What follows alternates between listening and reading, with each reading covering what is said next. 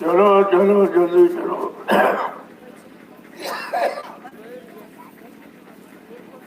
दौड़ के आओ, सत्संग का समय हो गया।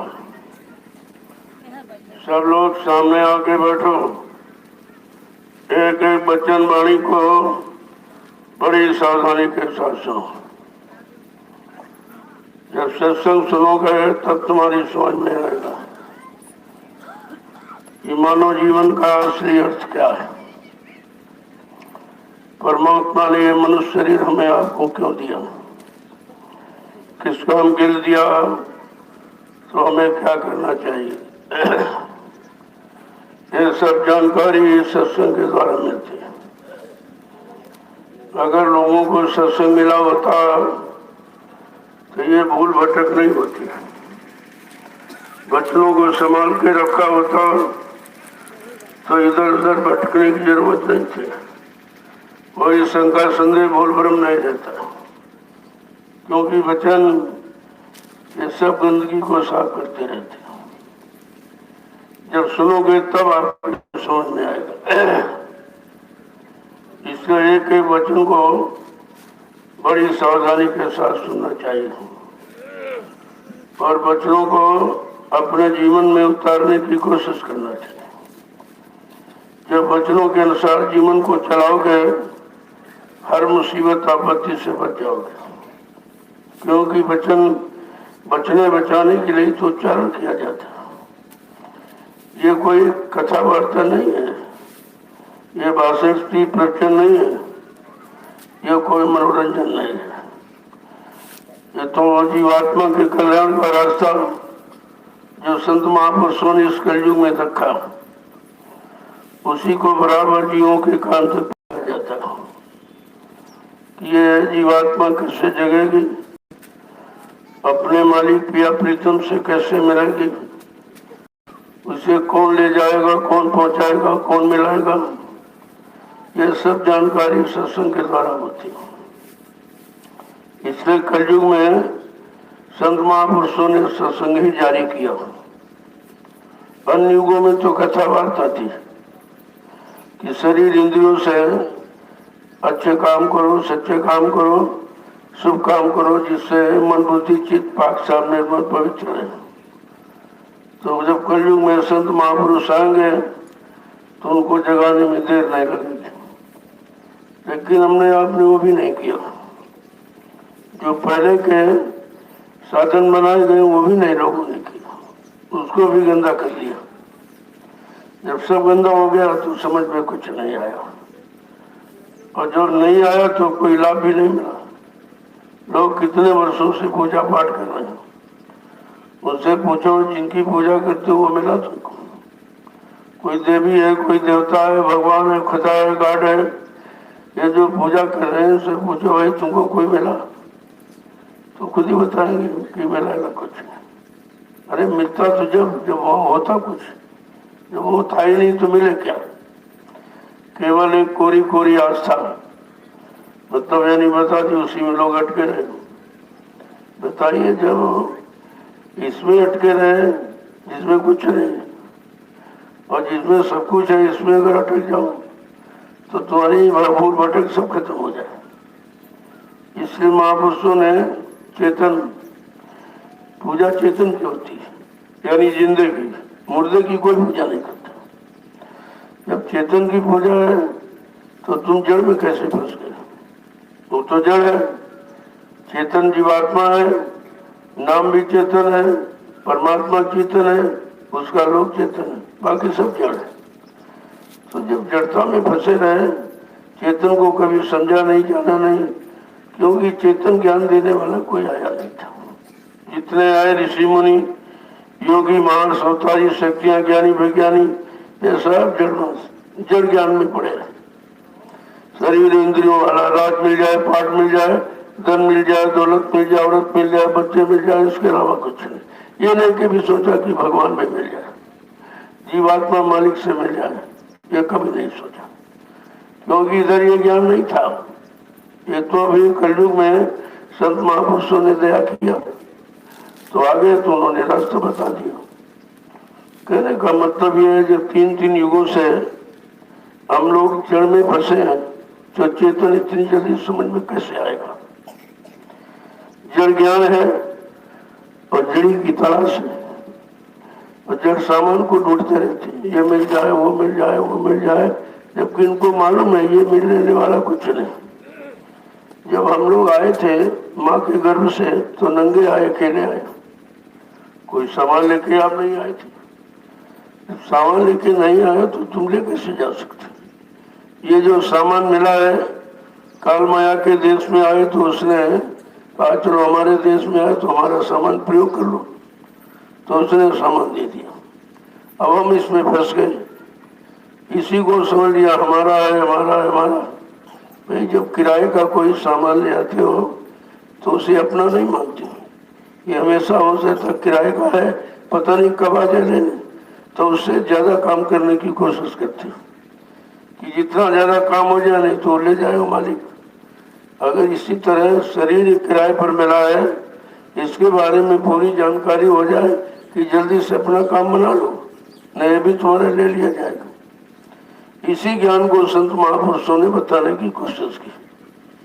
ये शरीर किराए पर मिला और जितना सामान है किराए मालिक तुम्हारा नहीं है, ये किराए पर है जो उसका मालिक कोई और है। तो कहा कि ये भी तुम्हारा नहीं है, और जो इसके लिए आप जमीन दुकान मकान बनाए ये भी तुम्हारा नहीं, जो रिश्ते नाते पति पत्नी बाल बच्चे ये भी तुम्हारे नहीं, सब ये किराए का है। केवल जीवात्मा तुम्हारी है, बाकी सब काल का। अब किसी के सामान को भूल भ्रम सपना मान ले, ये अज्ञानता होती है, और यही सब करते हैं। जो ज्ञानी विज्ञानी अपने आप को कहते रहे, वो भी इसी अज्ञानता में फंसे रहे। उनको भी असली ज्ञान नहीं हुआ कि हमारा मुख्य मतलब क्या है, शरीर मिलने का मतलब क्या है, शरीर का असली काम क्या है, शरीर को चेतन का रूप देने वाली चेतन जीवात्मा का काम क्या है, वो कैसे इसमें आई, वो कैसे यहाँ से जाएगी, ये कोई जानकारी आपको नहीं मिली। अगर संत महापुरुष न आते तो बड़ा मुश्किल था। तभी तो लिखा है, गिरी बदरिया पाप की बरस रहे अंगार, संत न आते जगत में तो जर मरता संसार। अगर संत महापुरुषों का आगमन न हुआ होता तो ये जीवात्माएं जन्म मरण से कभी छुटकारा नहीं पा सकती, क्योंकि आती थी जन्मती मरती नहीं। कारणीय होशियारी से कर्मों का जाल बना दिया, उसी कर्मों के जाल में हमें आपको फंसा लिया, हम सब फंस गए। और फंसे इसीलिए कि हम अपना कह रहे हैं हमारा है हमारा हमारा, जबकि तुम्हारा कुछ नहीं। तुम्हारा हो तो तुम्हारे अनुसार इसको जाना चाहिए। ये रोज देख रहे हो परिवार में समाज में इधर उधर कितने लोग चले जा रहे हैं, कोई कुछ नहीं लिए जा रहा, सब खाली जा रहा, तो किसी के साथ में कुछ जाने वाला नहीं, तो तुम्हारे साथ क्या जाएगा? कम से कम देख के समझ आ जानी चाहिए। इतने लोग यहाँ आए और रहे और चले गए, खाली आए खाली चले गए, ये सामान उनका था ही नहीं, और इसी सामान को संभालने में पूरा जीवन चला गया। इसी को संभालने में आपने जीवन खत्म कर दिया और अब भी इसी में लगे। अज्ञानता भूल भ्रमस अब भी कह रहे हैं हमारा हमारा हमारा हमारा। इतनी बात समझ में नहीं आई कि हमारा है कि हमारा नहीं है। बस यही बात समझ में आ जाए तो काम वहीं से शुरू हो जाए। जब ये मालूम हो गया हमारा नहीं है तो इसके पीछे न पड़ो, इससे काम बना लो। शरीर मिल गया है तो इससे काम ले लीजिए आप। लेकिन कितने करोड़ों लोगों ने शरीर पाया, लेकिन काम किसने बना पाया? काम तो बनाने की बात अलग है कुछ। काम तो काम वो बना पाएगा जिसने अपना काम बना लिया, जब उनसे तुम्हारा संबंध हो जाए, वो मिल जाए, और मिल जाए तुम्हारे पर दया कर दे तो तुम्हारा काम हो सकता है। ऐसे तो नहीं। जब ऋषि मुनि जंगलों में हजारों वर्ष तपस्या करते नहीं, वो नहीं बना पाए, ज्ञानी विज्ञानी नहीं बना पाए, जिनको आपने भगवान कहा, त्रेता के राम द्वापर कृष्ण भी नहीं बना पाए। ऐसा विचार ऐसे बने। ब्रह्मा विष्णु महादेव जो सृष्टि के सबसे बड़े नायक माने जाते हैं, वो भी नहीं बना पाए। अरे ये बनाना तो बहुत मुश्किल की बात है। जब तक बनाने वाला नहीं मिलेगा तब तो कोई बना ही नहीं सकता, क्योंकि बनाने का रास्ता नहीं मालूम, तरीका नहीं मालूम। और ब्रह्मा जी ब्रह्मलोक का सुखानंद तो उठा रहे, लेकिन उनकी जीवात्मा देखिए न घर पहुंची। विष्णु भगवान विष्णु का सुखानंद उठा रहे, उनके जीवात्मा देखिए न घर पहुंची। भगवान शंकर शिवलोक का सुखानंद उठा रहे हैं, उनकी जीवात्मा जगी न घर पहुंची। राम जी साकेत लोक का सुखानंद उठा रहे हैं, उनकी जीवात्मा जगी न घर पहुंची। भगवान कृष्ण गोलोक का सुखानंद उठा रहे हैं, उनकी भी जीवात्मा जगी न घर पहुंची। देवी देवता और देवलोक का सुखानंद उठा रहे हैं, उनकी जीवात्मा जगी न घर पहुंची। क्योंकि जीवात्मा जगाने का अधिकार केवल संत सदगुरु को है, और वो आए नहीं थे उस समय, बना इनको किसी को मिले तो सब बेचारे रह गए से। अब ये पता चला कि कलयुग का जीव कितना भाग्यशाली है। जो चीज किसी को नहीं मिली उसको मिल गई बिना मांगे। बिना मांगे क्या आपने मांगा था कि नाम दान दे दीजिए? आप जानते नहीं थे नाम दान क्या है, तो वो बिना मांगे आपको दिया।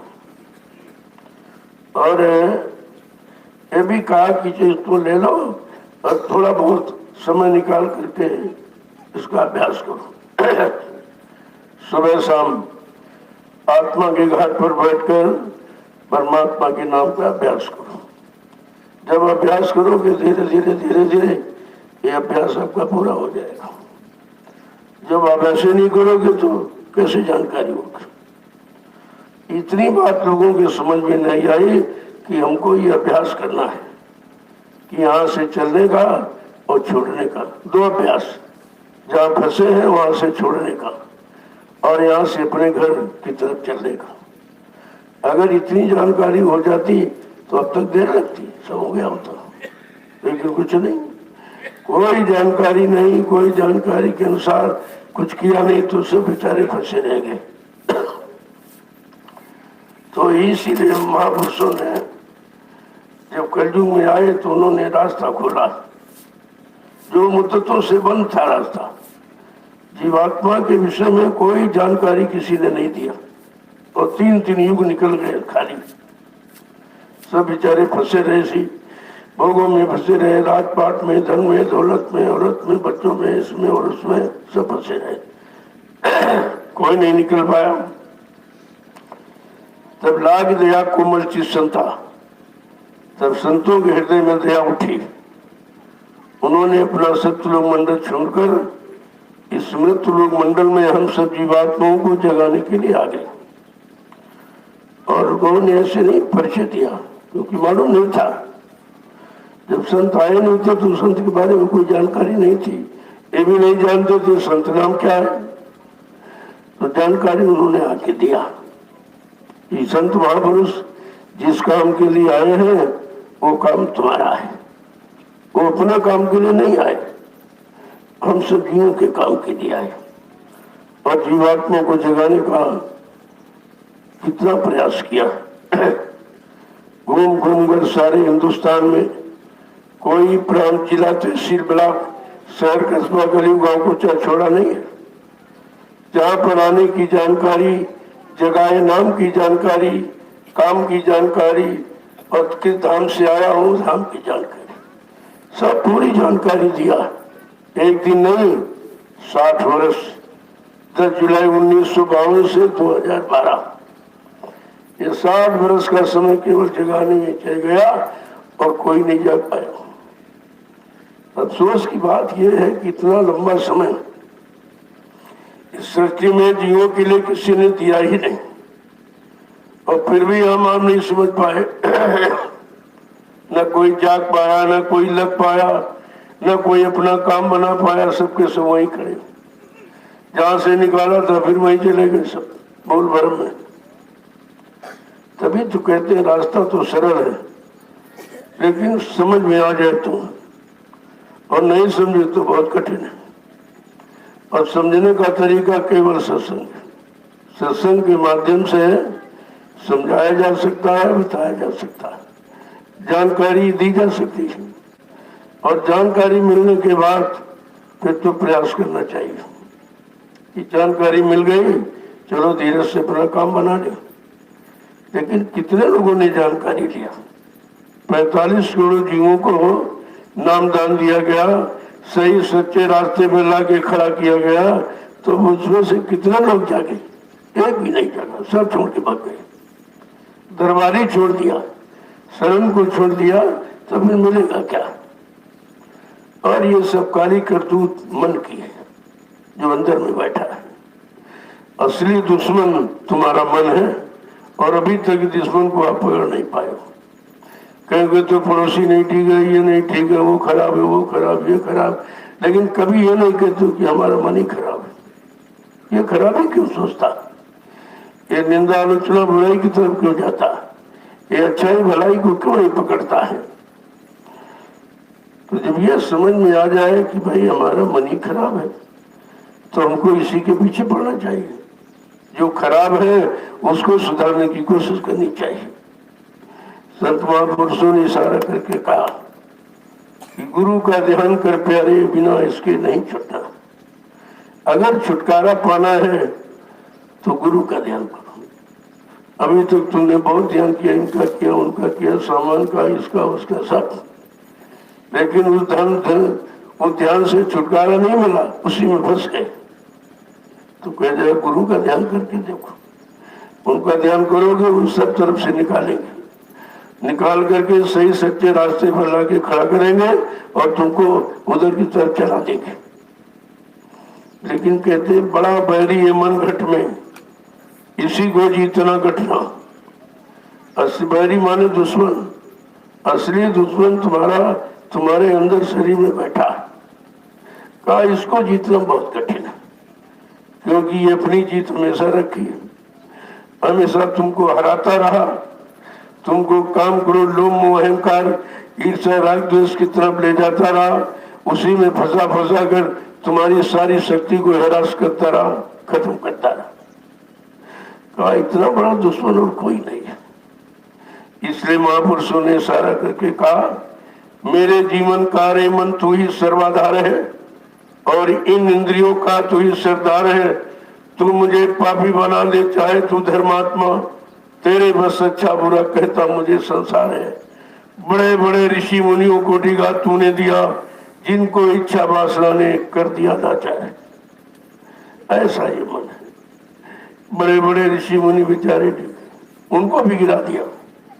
अरे गिराने में पल नहीं लगती और बनने में बहुत समय लगता है। तो कहा पढ़ो तुम इसी के पीछे और सभी जतन तजना। अब तुमको शारीरिक इंद्रियों के कोई यत्न कोई उपाय नहीं करना है, केवल इस दुश्मन के पीछे पड़ जाओ। ये अगर काबू में आ जाए तो सब काम हो जाएगा। तो हमें आपको कुछ नहीं करना। देखो संत महापुरुषों ने असली पॉइंट पकड़ा है कि मुसीबत आपत्ति का, जन्म और मरण का, यहाँ आने का, सुख और दुख उठाने का कारण क्या है? कल ये मन। इस मन को उन्होंने पकड़ा और कहा इसको सुधारा किस चीज से जा सकता? कहा 3 तरीकों से, सत्संग करो, सेवा करो और भजन करो। ये 3 रास्ते हैं मन को नियंत्रण कंट्रोल में करने का। जब सत्संग करोगे तो इसे पता चलेगा कि मैंने कुछ अच्छा किया ही नहीं, जो किया सब खराब किया। जहां रहा वहां खराबी करता रहा और खराबी में इतना ज्यादा फंस गया कि ये बस ये छोड़ नहीं पा रहा हूँ। ये सत्संग से जानकारी होगी और कोई माध्यम तरीका ऐसा नहीं है जहां से मन को सुधारा जा सकता। अब जब सत्संग सुनेगा तब ये कहे रही मैंने तो बहुत खराब किया, कभी अच्छा किया ही नहीं, तो बेचारा नर्वस हो जाएगा, प्रायश्चित करेगा, धीरे धीरे ढीला हो जाएगा। जैसे ढीला हो जाए यानी इसे जैसे दीनता, ये गरुड़ गुमान घमंड उतरा और दीनता आई तो फट से सेवा में लग जाएगा। बगैर दीनता की सेवा भी नहीं होती। सेवा में भी अहंकार करता है। अगर कपड़े पाक साफ पहने कहते भाई कपड़े गंदे हो जाएंगे, और कपड़ों ने सेवा से अलग करा दिया। कपड़ों ने भी तुमको सेवा से अलग कर दिया। यहाँ तो कोई ऐसा सामान नहीं है जो तुमको सेवा में लगाए। सब सामान जितने हैं तुमने पकड़े हैं, या रख के अपने बनाए, वो सब सेवा से अलग कर देंगे, भजन से अलग कर देंगे, सत्संग वचन को नहीं सुनने देंगे, फिर काम कैसे होगा? काम के लिए तो 3 ही तरीके बताए, इसीलिए कहा करिए नित्य सत्संग, बाधा सकल मिटाए, फिर ऐसा अवसर न मिले दुर्लभ नर्तन पाए। हर रोज प्रतिवर्ष सत्संग करो, 100 किलोमीटर तक आवाज मिल जाए कि कहीं सत्संग के फौरन पहुंच जाओ, पता नहीं कौन सा वचन तुम्हारे लग जाए, इस मन को सुधार दे, मन में मतलब यानी अधिकार जमा दे। तो इसलिए सत्संग की बहुत बड़ी महिमा, बिना सत्संग के तो कुछ हो ही नहीं सकता, जीव कुछ कर ही नहीं सकता। जब तक सत्संग वचन मिलेंगे नहीं, तब तक सत्य की पहचान नहीं होगी, क्या सत्य है, क्या झूठा है, क्या असली है, क्या नकली है, कौन हमारा नहीं है, हम जिसमें फंसे हैं वो हमारा है कि पराया है, ये सब जानकारी सत्संग कराएगा। इसीलिए कहा कि रोज रोज अभ्यास करोगे तो धीरे धीरे ठीक हो जाएगा। करत अभ्यास के जड़मति हो सुजान, जड़मति यानी जड़ में बुद्धि मन को लगाए, उसका भी सुधार हो सकता है, वो भी चेतन की तरफ चल पड़ेगा। लेकिन कहो कि बिना सत्संग के कुछ नहीं। संत महापुरुषों ने सोच समझ कर रखा, क्योंकि पहले तो यहाँ कथा वार्ता सुनाई जाती थी, यह मतलब इंद्रियां और शरीर गंदा न होने पाए, सब कर्म में लगाए रहो, ताकि आगे जब संत महापुरुष आएंगे उनको जगाने में देर नहीं लगेगी। अगर आप पाक साफ निर्मल पवित्र बने रहते हैं तो अब तो काम शुरू हो गया होता, और उस गंदगी को हटाने में कितना समय लगेगा, क्योंकि जब से आए तब से गंदगी कर रहे हैं। मालूम नहीं था कि हम गंदगी की तरफ जा रहे हैं कि सफाई की तरफ जा रहे हैं, अच्छाई की तरफ जा रहे हैं कि झूठ की तरफ जा रहे हैं, कुछ नहीं मालूम था। उसी में करते रहे और करते करते इतनी गंदगी जमा हो गई, अब उसको हटाना बड़ा मुश्किल है। संत महापुरुषों ने कहा अगर सेवा में लग जाओ तो धीरे धीरे हट जाएगा, क्योंकि उससे भजन से गंदगी जाती है, लेकिन भजन कौन करेगा? जब मन नहीं साथ देता, तन नहीं साथ देता, इंद्रियां साथ नहीं दे रही, तो भजन आप कैसे करो? जब भजन करने बैठो तो माला छूट जाती, पता नहीं समय यही नहीं लगता कौन सा नाम ले रहे थे, कौन सी नहीं। जब इतना मन खराब है कि भजन कैसे करेगा? भजन कराने के लिए इस मन को पहले सुधारना है, इसको सही सच्चे रास्ते पर लगाना है, और जहाँ लगा है वहां से धीरे धीरे हटाना है। ये दोनों काम हमको करने, अगर ये नहीं करोगे तो ऐसे तो जिंदगी ऐसे निकल जाएगी, आते रहोगे जाते रहोगे, आते रहो जा रहे, अरे भाई कितने आए चले गए और कितने आएंगे भी चले जाएंगे। ये परमार्थ का रास्ता बड़ा कठिन है, अगर समझ लो तो बहुत सरल, और नहीं समझे तो बहुत कठिन। इस रास्ते पर कहते हैं ये शराबत कठिनाई, इस रास्ते में आने में बड़ी कठिनता। जब आप घर से सत्संग के लिए चलते हो तो देखो मन कितने बहाने बताता है, ये दर्द हो रहा, वो दर्द हो रहा, ये काम बिगड़ जाएगा, वो काम बिगड़ जाएगा, ऐसा हो जाएगा, वैसा हो जाएगा, तरह तरह की अटकलें लगाएगा। लेकिन अगर सद्गुरु से सच्चा प्रेम है तो खींच लेते हो, वो खींच लेते हो।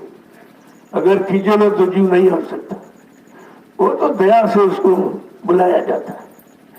दया जब दी जाती तो भागता चला आता है, नया कोई नहीं आता।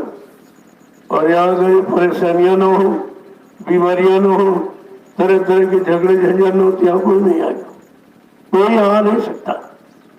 जितने आए सब परेशानी। तो अब आप सोचो कि बीमारी तुमको यहाँ ले आई, बीमारी बहुत अच्छी है जो तुमको सत्संग में ले आई है, सत्संग में तुमको लगा दिया, सेवा में लगा दिया, तो बीमारी अच्छी है।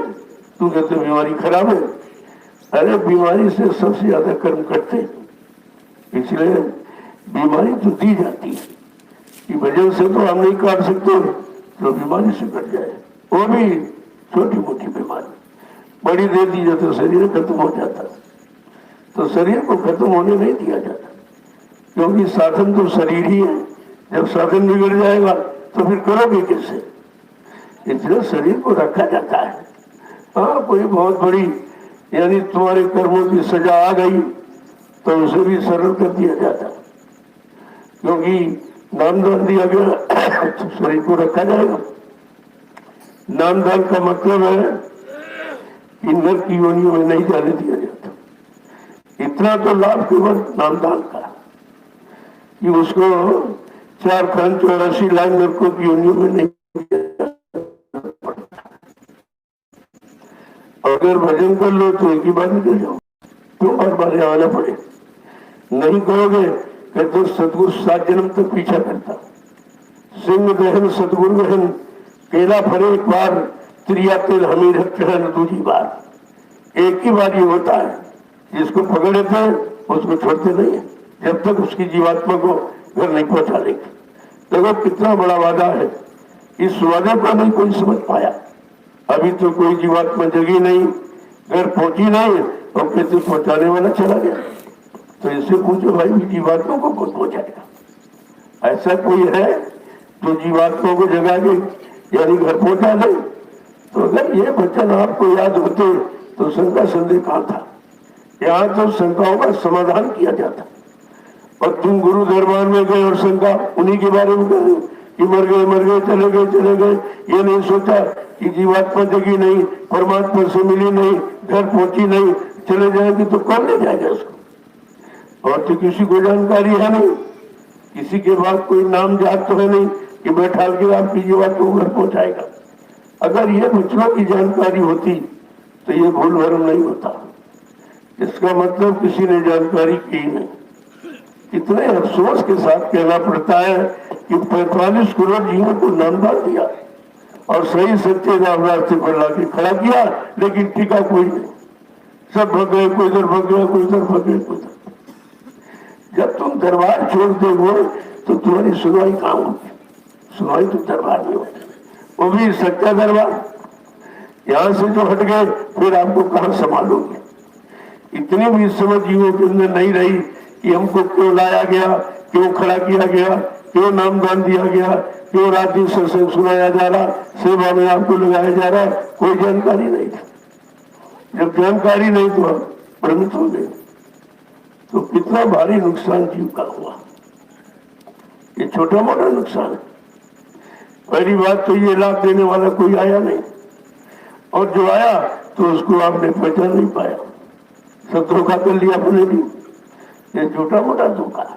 जो शरण से हट गए हैं वापिस आने में बड़ा समय, आप आए कि नहीं आप आएंगे ये तो वक्त समय बताएगा, लेकिन कितना नुकसान हो गया।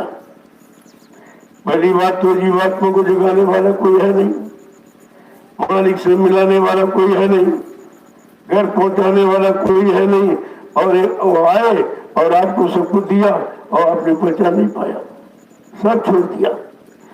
तो जीव को बेचारों को क्या मिलेगा? तो हमें आपको इस पर विचार करना चाहिए कि बड़ी भूल हो गई है। चलो जो समय मिला है, जो बचा है, उसमें तो अपना काम कर लो। मैं भी जा रहा, आज और कल सुबह शाम में सब जा रहा। तुम समझते हो कि दिन जा रहा, रात आ रही, दिन जा रहा, ये कुछ तुम्हारी श्वासों की पूंजी खत्म हो गई।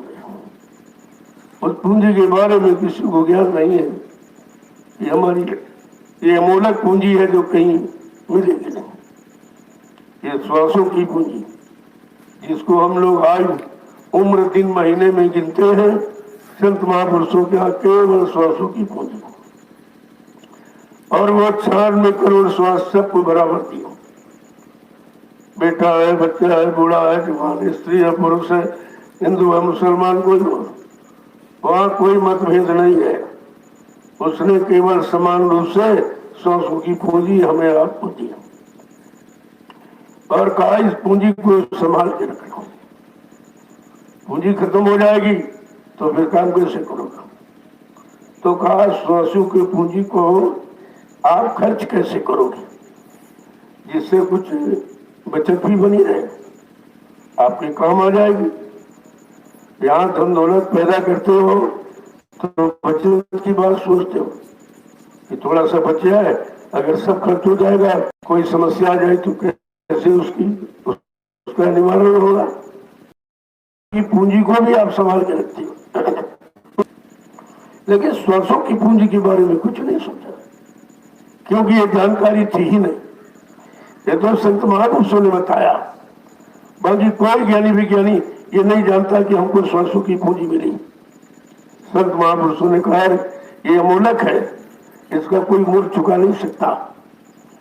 तो कहा उसको जरा समझ लो कि हम इस पूंजी को कैसे खर्च करें ताकि कुछ बच्चे 12% खर्च होते, चलने में 18%, सोने में 30% और संभोग में 34% खर्च, सबसे ज्यादा। इसलिए घर गृहस्थी परिवार में रहने का तो आदर्श है, लेकिन कहा थोड़ा संयम से पूंजी को बचा के रखो। जब जीवों की समझ में बात नहीं आई तो उन्हें खोलना पड़ा। खोल के कहा कि देखो महीने में 30 दिन होते, 29 दिन ब्रह्मचर्य का पालन करो, तब भजन पर बैठो, और एक दिन खराब हो जाए तब बैठो, तो पता चल जाएगा कि बगैर ब्रह्मचर्य के भजन हो ही नहीं सकता। ये पूंजी है, जब तुम्हारे पास शक्ति होगी, ताकत होगी, तभी तो कुछ कर सकोगे। और शक्ति ताकत तुम खर्च कर दिया तो भजन में कैसे बैठोगे? न शरीर साथ देगा, न मन साथ देगा, न इंद्रियां साथ देंगी। इसलिए कहा पूंजी को संभाल के रखो। जैसे काश्तकार खेती करता, जब इसको फसल की जरूरत है तभी बीज बोता है, अगर नहीं हो तो बीज नहीं बोता। तो तुमको तो इसी से जानकारी लेनी चाहिए। अगर जरूरत है तो एक बच्चा पैदा कर लिया, दो की जरूरत, 2 बच्चा पैदा कर लिया। जब बच्चे नहीं चाहिए तो पूंजी को संभाल के रखो। भजन तो इसी से आप करोगे। अगर ये पूंजी नहीं रही तो भजन नहीं हो पाएगा, क्योंकि आप बैठ नहीं पाओगे। न तन साथ देगा, न मन साथ देगा, न इंद्रिया साथ देगी, और इसी से होना है। जब ये साथ नहीं देगा तो आप कैसे काम करोगे?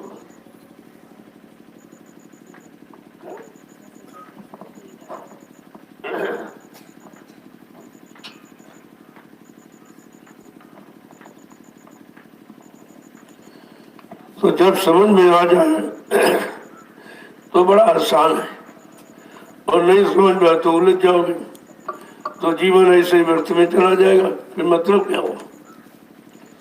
तो जो जीवन का मुख्य सार तत्व है भजन। अब ये भजन करोगे कैसे? का उसके लिए शक्ति चाहिए, ताकत चाहिए, बुद्धि में विवेक ज्ञान चाहिए, नियम और संयम चाहिए, खान पान भी चाहिए। एक चीज से नहीं, कई चीजों का असर पड़ता है। जब भोजन जैसा करोगे वैसे मन आपका बनेगा। अगर इधर उधर की कमाई कहीं की आ गई तो फिर मन शांत नहीं रहेगा। तुम कितना पैसा इकट्ठा कर लो, कितना सामान जोड़ लो, लेकिन मन को कंट्रोल में नहीं कर सकते। तो इसलिए महापुरुषों ने कहा कि भाई उतना मांगो, साईं उतना दीजिए जो हमें कुटुंब समाए। मैं भी भूखा न रहूं, साधु न भूखा जा। कहा बस उतना दे दो, ये काम हो जाए। और क्या करोगे? साथ तो जाएगा नहीं, लेके आप जा नहीं सकते हो। तो जो तुम इकट्ठा कर रहे हो, करोड़ है, 2 करोड़ है, 10 करोड़ है, लेकिन ये भी तुम्हारे काम आने वाला नहीं। करोड़ करोड़ तुम्हारे काम नहीं आएगा। जो समझो ये काम आ जाएगी। धन और दौलत ये किसी के काम ना आए हैं, ना आएंगे।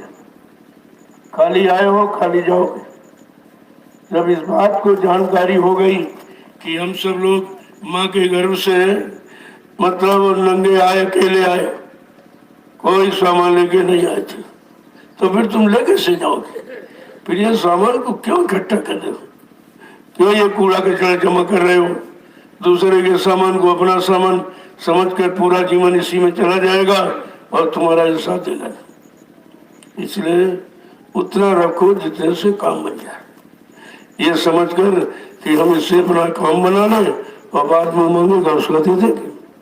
यही तुम्हारे जिन लोगों ने अपनी जीवात्मा जगा ली, परमात्मा से मिला ली, बड़े हंसी खुशी में कहा ले जा शरीर, ले जा, ले जा, मैंने अपना काम बना लिया। वो कहेगा जिनका काम बन जाता है वो कहते ले जा भाई, शरीर हमारा काम हो गया, और नहीं बना पाते वो रोते, ये चले गए, वो चले गए, ये मर गए, वो मर गए। अरे तो जाने वाला ही है, ये सामान ही जाने वाला, इसके लिए क्या रोना धोना। और होशियारी बुद्धिमानी ये है कि इससे अपना काम बना लो आप। वो बात तो समझ में लोगों को आती नहीं, क्योंकि आप सत्संग सुनते नहीं हो। सुनते हो तो तुम्हारा मन वचनों को पकड़ता नहीं है, और फिर वचनों के अनुसार वो चलता नहीं है, तो फिर काम कैसे हो। ये तो कान तो सुन ही लेंगे, कानों का विषय सुनना, चाहे अच्छा को चाहे बुरा करो सब सुन लेते हैं, लेकिन जब तक मन नहीं पकड़ेगा, क्योंकि मन को सुधारने के लिए तो आप सत्संग सुनते हो, सेवा में लगते हो, सुमरन ध्यान भजन करते हो, किसी तरह शैतान मन मान जाए मान जाए मान जाए, हमारा सबका काम हो जाए, इसी में रात दिन समझ जा रहा, और मन अभी तक ठीक नहीं हो पाया, क्योंकि आप पूरा प्रयास नहीं करते। जितना बताया जाता उतना काम करते। निंदा आलोचना बुराई जल्दी समझ में आ जाती, अच्छाई भलाई समझी भी नहीं आती। वो वचन आपको याद नहीं रहते, किसी ने गाली दी तो 10 साल बाद कहोगे हमको इसने गाली दी थी, वो याद रखे, वो याद है, लेकिन वचन अभी बताया सुनाया जाएगा, अभी बोल जाओगे आप, क्योंकि तुम्हारी पकड़ मन की गंदगी की, सच्चाई अच्छाई को कभी पकड़ा नहीं इसने, तो इसको आदत ही नहीं अच्छी पकड़ने की, आपने कभी आदत बनाई भी नहीं, कभी सच्चाई अच्छाई इसको पकड़ा ही नहीं, कभी बच्चों को आपने इसको पकड़ाया नहीं, केवल सुनते रहे, बुलाते रहे, सुनते इस कान से सुना उस कान से बोल गए, तो समय तो सभी से ही चला गया। अब देखिए किसी का 50, 60, 70 चला गया, अब कितना समय बचा। कलयुग में उम्र तो 100 वर्ष की, वो भी अच्छे काम करोगे, अच्छा खान पान, अच्छी संग सोबत, अच्छे कर्म करोगे तो, अगर बुरे खान पान बुरी संग सोबत में फंस गए तो 50 में खेल खत्म हो जाएगा। कितने लोग जा रहे हैं देखिए, थोड़ी सी उम्र चले गए, 100 वर्ष का जीवन निकालना बड़ा मुश्किल है। ज्ञानी हमारी करनी उसके अनुसार नहीं बन पा रही, इसलिए जब बच्चों को सुनोगे तब तुम्हारे में ताजगी आएगी, होश आएगा, तेरे मैं कहाँ जा रहा हूँ, मैं तो भूल गया था, मेरी समझ में नहीं आ रहा था ये अच्छा है कि नहीं है, ये बुरा है, कुछ नहीं समझ में आया। जय गुरुदेव, जय गुरुदेव, जय गुरुदेव, जय गुरुदेव। नाम किसका, जय गुरुदेव। नाम किसका, प्रभु का प्यारा नाम।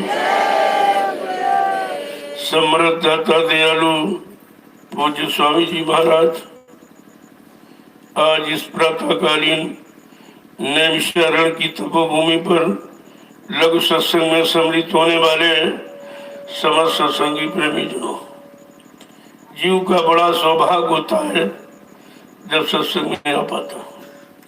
करोड़ों जन्मों की तपस्या, करोड़ों जन्मों के पुण्य, करोड़ों जन्मों की सेवाएं जब हमारी आपकी इकट्ठी होती हैं, उनका उदय होने का वक्त आता है, तब ये घड़ी मिलती है सत्संग वचनों, सत्संग में आने की, दर्शन दीदार की, वचनों को सुनने की। तो वो जीव कितना बड़ा भाग्यशाली कलयुग का, जबकि कलयुग सबसे ज्यादा खराब, लेकिन युक्ति जो कलयुग में है किसी युग में नहीं थी। आत्मा को जगाने वाली युक्ति केवल कलयुग में संतों ने दिया, बाकी ये किसी को नहीं मिला। तो ये तो हमें आपको सोचना चाहिए, निश्चित हमारा कोई पुण्य कर्म जगा जो हमको आप सत्संग में ले आया, वचनों में ले आया है, सेवा में लगा रहा है, ये पुण्य कर्म का फल है। पुण्य पुंज बिन मिले न संता, और संत बिना सूझे नहीं पंथा। बिना पुण्य कर्मों के संत महात्मा नहीं मिलते। जब तक संत महात्मा नहीं मिलेंगे, जीवन का असली राज समझ में नहीं आएगा कि जिंदगी हम कैसे जिए। देखो, जन्म, जीवन और मृत्यु, ये 3 स्थितियां होती। जन्म तो हो गया और मृत्यु निश्चित है, लेकिन मृत्यु तक पहुंचने के पहले हम अपना जीवन कैसे बनाएं, किस तरह के बनाएं, किस तरह से सुधारें कि दोबारा मृत्यु के हवाले न होना पड़े।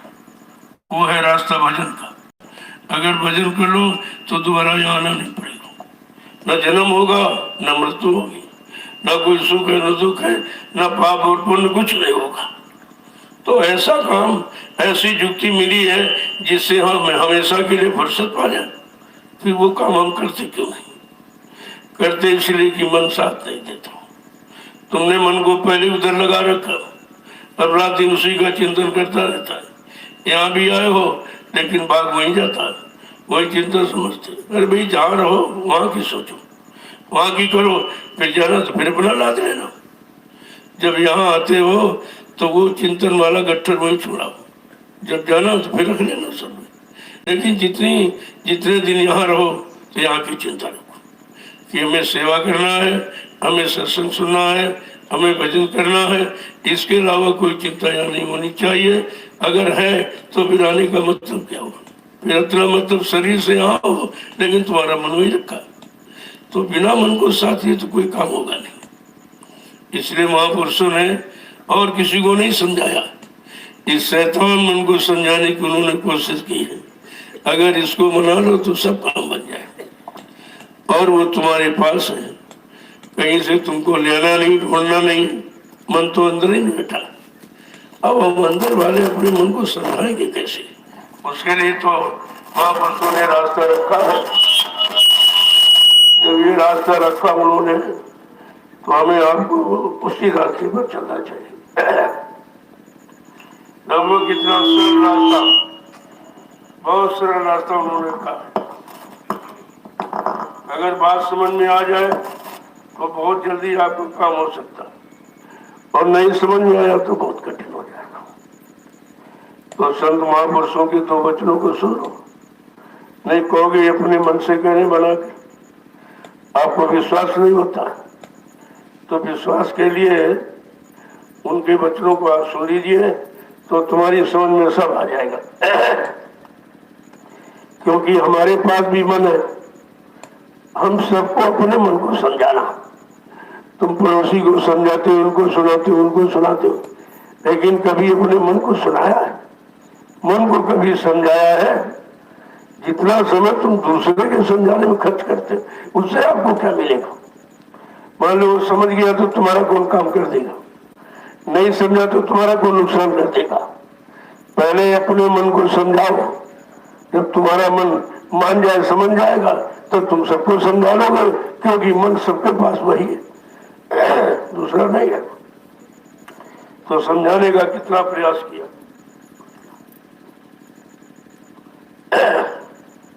इसलिए क्या कह रहे हैं कि मन रे मान बचन एक मेरा, मन रे मान बचन एक मेरा, ये समझाने का प्रयास किया। अरे भाई मन, तू मेरी एक बात मान ले, मैं तो तेरी सब बात मानती नहीं। तू कर्मानुसार जिन जिन योनियों में गया मैं तेरे साथ रही, जबकि मेरा उससे कोई मतलब नहीं है। उससे किसी शरीर में किसी भोग से सामान से मेरा कोई मतलब नहीं। फिर ये फंसे क्यों है? कहा इसने मन को साथी बना लिया। साथी अच्छा नहीं है, इसीलिए संग दोष का असर होता है। कल मन को साथी बना लिया और मन भोगी निकला, वो नीचे उतर गया इंद्री घाटों पर, भोगों का गंदा रस ले रहा। जीवात्मा बेचारी बैठी इंतजार करती, कब लौटेगा, कब आएगा, कब वापिस आएगा, कल उसको साथ में लेके घर जाऊंगी। कितना समय गुजर गया लेकिन वो उधर से धारा ही नहीं पाया। इतना फंस गया कि भूल ही गया बिल्कुल। तो समझाते मन को कि मन रे क्यों गुमान करना, रे क्यों गुमान अब करना, मन रे क्यों गुमान अब करना, मन रे क्यों गुमान अब करना। देखो कैसे समझाते हैं, ये मन तू क्यों घमंड कर रहा है? जिस शरीर में जाके घमंड कर रहा है वो भी शरीर तुझे नहीं मिलता। इस शरीर से वो शरीर, उस शरीर से वो शरीर, किसी शरीर में तुझे रहने नहीं दिया जाता। तो ये घमंड क्यों कर रहा? आगे क्या कह रहे हैं? कीर्तन तो तेरा खाक में मिलेगा, तन तो तेरा खाक में मिलेगा, तन तो तेरा खाक में मिलेगा, तेरा खाक में मिलेगा। चौरासी में फंसना, में फंसना, मन रे क्यों गुमान अब करना, मन रे क्यों गुमान अब करना। जिस शरीर पर तू घमंड कर रहा है ये तो एक दिन मिट्टी में मिल जाएगा। ये भी तुझे परमानेंट नहीं मिला है, ये भी एक दिन मिट्टी में मिल जाएगा। और इसी तरह अगर नहीं समझ पाया तो बार बार 84 लाख लड़कों की योनियों में उससे बचाव नहीं होगा, बार बार उसी में जाता रहेगा, जन्मता मरता जन्मता मरता। आगे क्या कह रहे हैं? कि दीन गरीबी चित्त में धरना,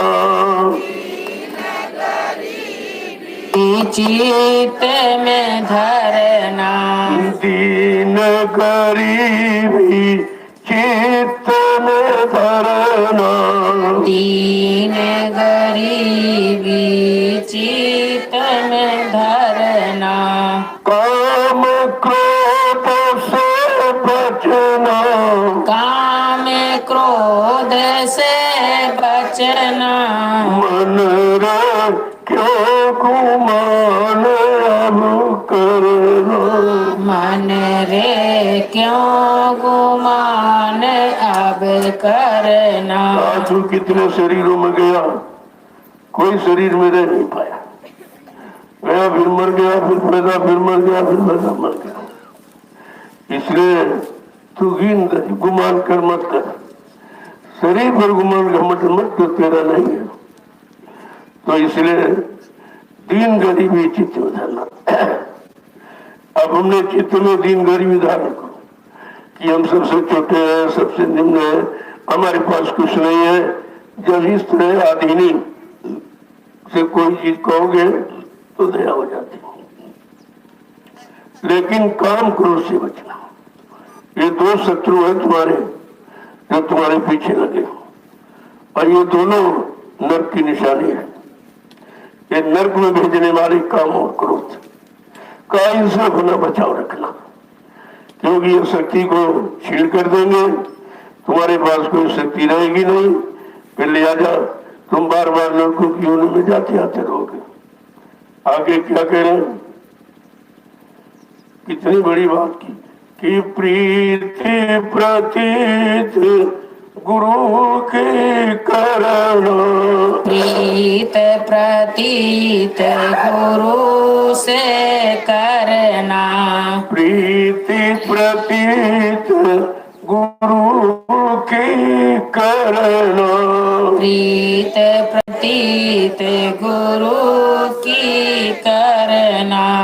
तो नाम रसायन घट में भरना, नाम रसायन घट में धरना, मन रे क्यों गुमान अब करना, मन रे क्यों गुमान अब करना। देखो कैसे समझा के कह रहे हैं, तुमने संसार में जिससे प्रेम किया, प्रीत किया, कोई तुम्हारा साथ देने वाला नहीं, इस समय चला गया, क्योंकि मालूम नहीं था कि प्रेम, असली प्रेम किससे होता है, जो तुम्हारा इधर भी साथी उधर भी साथी, और यहाँ जिससे करते हो तुम स्वार्थ का। जब तक तुम्हारे शरीर से स्वार्थों का प्रेम करेगा नहीं होगा तो मैं छोड़ देगा, धक्का मार देगा, अलग कर देगा। कहा अगर प्रीत प्रतीत करनी है तो गुरु से करो, वो तुम्हारे सच्चाई को, तुम्हारी तकलीफ को, तुम्हारी मुसीबत को जानते हैं और सब रफा दफा कर देंगे। और जो नाम देते हैं ये रसायन वाली बूटी है, ये दवा है, औषधि है, कल बस इसको रखना, बाकी कोई चीज मत रखना। जो अंदर में रखा है कोई काम आया नहीं। तो कहा जितना तुमने भरा है इसको निकाल बाहर करो, केवल नाम रसायन जो नाम देते हैं इस जड़ी बूटी औषधि को अंदर बसा के रखो, तो फिर बीमारी खत्म हो जाएगी। अरे जब कोई जड़ी मिल गई है तो बीमारी कैसे रहेगी? फिर वो भी नाम जड़ी, तो नाम बूटी तो ऐसी है जहाँ कोई बीमारी आने ही वाली नहीं। लेकिन जब रखना सीख जाओ, अभी तो तमाम सामान रखे, ये सामान करो, वो हमारा, ये हमारा, वो हमारा, वो हमारा, इसी सामान से भरे बैठे हो तो ये नाम रसायन कहाँ रखोगे? जब खाली जगह होगी तभी तो रखोगे। आगे क्या करें कि मन मलिन के कहे न चलना, मन मलिन के कहे न चलना, मन मलिन के कहे न चलना, मन मलिन के कहे न चलना। इतनी बड़ी बात कहते हैं, ये मलिन है, ये गंदा है मन, इस गंदे की बात मत माना। भाई गंदा कोई है उसके बाद बैठो तुम्हारी भी गंदगी लग जाएगी। कितना समझा रहे मन मलिन है, ये गंदा है, इसका कोई कहना मत मानना। अभी तक तुमने मन का कहना माना है तो 3-3 युगों से फंसे पड़े, निकल नहीं पाए हो। तो कहते कि जरा मेरा कहना मान लो। उनका कहना क्या कि सतगुरु कहे करो तुम सोई, अब मन के कहे चलो मत करो। ये मन कभी अच्छी सलाह नहीं देगा, अच्छे काम की तरफ नहीं ले जाएगा, और ये गंदगी में रहा है और गंदगी में तुमको बार बार ले जाएगा। ऐसे ऐसे गंदे की बात मत मानना, गंदे का साथ मत मानना। तो क्या कहा, गुरु का वचन ही ये भी धरना। जो गुरु तुम्हें बचने का रास्ता दे रहे हैं उन वचनों को अंदर में रखो। किसी तरह से बच जाओ, काम से बच जाओ, क्रोध से बच जाओ, लोभ मोह अहंकार ईर्ष्या राग द्वेष, अरे इन्हीं से तो बचना है, इन्हीं से बचना, और किसी से नहीं बचना। लेकिन जब सत्संग सुनोगे तब समझ में आएगा कि हमको बचना किससे, हमारे पीछे कौन पड़ा है, हमारा नुकसान कौन कर रहा, हमारी शक्ति का हिरास कौन कर रहा। ये तो सत्संग वचन ही आपको बताएंगे। आगे क्या कह रहे हैं कि ये मतिमंद गहे नहीं सरना, मतिमंद ये मतिमंद गहे नहीं सरना, ये मतिमंद गहे नहीं सरना, लोभ बढ़ाए उदर को भरना, लोभ बढ़ाए उदर को भरना, मन रे क्यों गुमान अब करना, मन रे क्यों गुमान अब करना। देखो कैसा समझा के कहने, ये मतिमंद है, ये गुरु वचनों को कभी नहीं मानता। अभी आप सुनो, अभी बुला देगा आपको, गंदी संदी बात तो याद रहेगी लेकिन अच्छी बात याद नहीं करने देगा। ये तो साफ जाहिर है, ये अच्छी बात को पकड़ नहीं देगा, सच्चे अच्छे रास्ते पर चलने नहीं देगा, क्योंकि ये समझता है इस रास्ते पर अगर ये चल पड़ेंगे तो हमारी ये मौज, ये गंदा रस, ये हो जाएगी, ये नहीं मिलेगा मुझको। क्योंकि आदि हो गया ना, किसी चीज का इंसान जब हैबिचुअली हो जाता, आदती, तो सुधार बड़ा मुश्किल होता है। विद्वानों ने तो यहाँ तक कहा कि habit is second nature, so can not be change. जो आदत स्वभाव में परिवर्तित हो जाती उसका बदलाव नहीं होता। लेकिन संतों ने नहीं स्वीकार किया, उन्होंने कहा नहीं, सठ सुधरे सत्संगत पाई। अगर सज्जनों का साथ मिल जाए और वचन समझ में आ जाए तो का कितना ज्ञानी हो वो भी ज्ञानी बन जाता है। ये अब हमारे देश में ये संत वचन की महिमा है, ये संतों की महिमा है। जो कितना भी चोर हो, डकैत हो, कतरी हो, व्यभिचारी हो, अगर सत्संग में आ गया और वचनों को सुनने लगा तो कहा वो जब वाल्मीकि को ब्रह्मज्ञानी बन सकते। ये उदाहरण अपने यहाँ है कि वाल्मीकि को क्या डकैत थी, चीना जपटी राजनी, इसके सिवा कोई काम नहीं था। और संत महापुरुषों का सत्संग मिला तो कैसे बदल गए, वाल्मीकि को ब्रह्म समाना। एक चोर डकैत ब्रह्म ज्ञानी बन जाए, ये हमारे देश में संतों का विज्ञान है। संतों का ज्ञान सत्य ज्ञान ऐसा ही है, बड़े बड़े चोर डकैत कतलियों को बदल देता है, जो ये काम कोई नहीं कर सकता। इतनी बड़ी महिमा भारत देश की संतों की। अब जब संतों की बातें नहीं मानोगे, बातें नहीं सुनोगे तो तुम आपत्ति मुसीबत तो फंसते चले जाओगे। क्योंकि लोग अपनी तोहिनी समझते कि महात्माओं के पास जाएंगे तो हमारी तोहिनी हो जाएगी। इनको ये नहीं मालूम, बड़े बड़े राजे महाराजे जब शासन व्यवस्था बिगड़ी तो राजनीति की बात गुरु के पास गए। गुरु के पास भगवान राम ने दो गुरु रखे, एक राजनीति, एक धर्म नीति बताने वाला, गुरु वशिष्ठ और विश्वामित्र। जब राज की व्यवस्था बिगड़ती थी फौरन गुरु से सलाह लेते थे, वशिष्ठ जी से कैसे किया जाए क्या, तो बताते थे उसको रास्ता। अगर धर्म नीति व्यवस्था बिगड़ी तो विश्वामित्र सलाह लेते थे। तो भगवान को दो दो गुरुओं की जरूरत। इंसान कह रहा गुरु कुछ नहीं, आज का इंसान कह रहा गुरु कुछ नहीं, तो देख लीजिए स्थिति, देखिए जरा देश की क्या हो गई। और अभी क्या, जब तक नहीं मानोगे तब तक स्थिति बिगड़ती ही जाएगी, क्योंकि तुम्हारे पास सुधारने की युक्ति नहीं है, बिगाड़ने की। अगर सुधार नीति समझ में आ जाए तो राजनीति चल जाएगी, लेकिन बिना सुधार नीति की राजनीति नहीं चलाई जा सकती। इतनी बात स्पष्ट करके बताते हैं, लेकिन बात यही है कि जीव उसको समझ ही नहीं पाता, उसकी समझ में कुछ नहीं आता कि हम ये क्या करें क्या ना करें, किधर चले किधर न चले, कौन काम को करें कौन काम को ना करें। तो ये तो जानकारी सत्संग के सिवा और तो कोई दे ही नहीं सकता। आगे क्या करें, तुम मानो मत इसका कहना, तुम मत मानो इसका कहना, तुम मानो मत इसका कहना, तुम मत मानो इसका कहना। इसके संग जगत बिछ गिरना, इसके संग जगत बीच गिरना।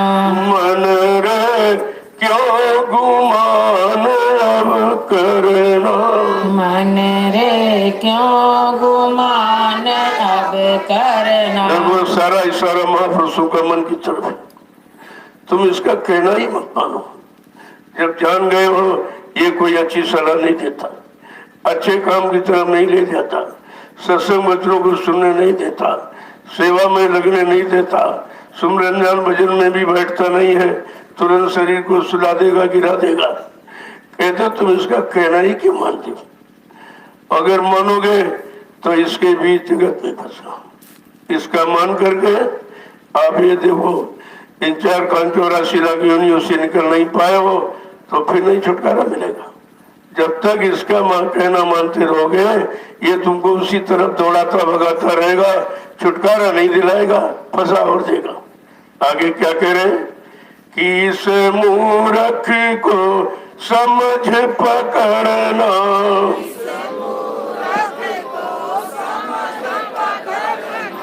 इस मूर्ख को समझ पकड़ना, इस मूर्ख को समझ पकड़ना। गुरु के चरण कभी न बिसरना, गुरु के चरण कभी न बिसरना। मन रे क्यों गुमान अब करना।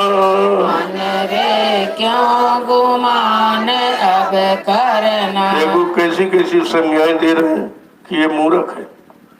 मूर्ख का मतलब समझते हैं जो अपने मुंह की रखा, किसी की सुनता नहीं, अपनी सुनाता रहे, वो मूर्ख है।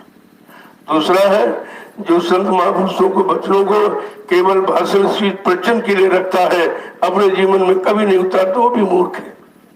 कहा इस मूर्ख को समझ के पकड़ना। और ये पकड़ में कब आएगा? जब गुरु के चरणों को पकड़ लो, तब ये किसी चीज को नहीं पकड़ पाएगा। क्या कहते हैं? गुरु के चरण कभी न बिसरना, वो कभी मत भुलाना। अगर गुरु चरण पकड़ लिए तो फिर ये शरण में आ जाएगा। वैसे तो आने वाला नहीं है, क्योंकि इसने तुमको हमेशा घसीटा है, घसीट कर हमेशा भोगों में लगाया है। तुमको तो ये समझ चुका है कि कितने कमजोर हो, कितना कमजोर हमने कर दिया, कितनी शक्ति इसकी हरास कर दी, अब इसके पास कुछ नहीं है। जब कोई किसी की ताकत जान लेता है तो फिर उसकी विजय हो जाती है कि इसके पास ताकत नहीं रही, खत्म हो गया जीवन। आगे क्या कह रहे हैं कि गुरु का रूप नयन में धरना। रूप नयन में धरना। गुरु का रूप नयन में धरना। गुरु का रूप नयन में धरना। सूरती शब्द से नभ पर चढ़ना। सूरती शब्द से नभ पर चढ़ना। सूरती शब्द से नभ पर चढ़ना। सूरती शब्द से नभ पर चढ़ना। मन रे क्यों गुमान अब करना। मन रे क्यों गुमान अब करना। देखो जहाँ जहाँ तुमने मन को बसाया, मन से कौन के अनुसार किया है, का उसी स्थान पर गुरु को बैठा दो, तो ये शैतान कुछ नहीं कर सकता। क्योंकि तुमने आंखों में तमाम चेहरे बसा रखे, लेकिन उससे तो तुम्हारा कोई काम नहीं बना। लेकिन अगर उसकी जगह गुरु का रूप बसा लो तो ये सब खत्म हो जाएंगे। फिर जहाँ गुरु है वहां कोई नहीं आ सकता। गुरु से सब डरते, ईश्वर ब्रह्म पार ब्रह्माकाल सब डरते, सब डरते हैं। गुरु इतना समर्थवान शक्तिमान है। लेकिन जब गुरु की महिमा तुम नहीं जानते, तुम गुरु को हाड़ मांस पुतला समझते हो, अपने जैसे कान आंखों वाला समझते हो, तभी ये भूल भ्रम हो जाती है। ये नहीं मालूम गुरु ने तुम्हारे कल्याण उद्धार के लिए मानव तन धारण किया है, नहीं धारण किया है। क्यों? हमारी आपकी जीवात्मा मनुष्य शरीर में बैठी, तो मनुष्य शरीर में जीवात्मा के कल्याण उद्धार के लिए मानव तन धारण किया है। अगर मनुष्य शरीर न होता तो तुमको समझ नहीं पाओगे, न वचनों को सुन पाओगे, न दया को ले पाओगे। देखो कितना बड़ा काम। अपना हो खुशनुमा देश, चेतन प्रकाश में देश को छोड़कर इस गंदगी गलीज वाले देश में आ गए, अपनी जीवात्मा को निकाले। क्योंकि जीवात्मा ये मालिक की, किसी की नहीं, न ब्रह्मा की है, न विष्णु की, न शंकर की, न राम, न देवी देवताओं की। जीवात्मा मालिक की है। तो अब जिसका जो जीव होता है उसको चिंता होती। जैसे आपका बच्चा कहीं फंस जाए तो आपको बहुत चिंता होती, निकालने की कोशिश करोगे, कितना खर्च हो जाए, कितना कुछ हो जाए, कि तो किसी तरह से निकल आवे। इसी तरह ये जीवात्मा मालिक की है, जो काल माया ने कर्मों के जाल में फंसा लिया। अब कहते कैसे भी हो मैं निकाल के ले जाऊंगा, इसको लगाऊंगा, निकाल के ले जाऊंगा, कल कुछ नहीं कर सकता। क्योंकि जब भंडार दिया था तब ये भी कहा था, एक मेरी संत बूंद संत सूरत यानी मित्र लोग मंडल में आती जाती रहे, वो जीवों को जगा के ले जाएगी, तुम इसमें कोई दखलंदाजी नहीं करोगे। काल के रहा ये तो कहा था।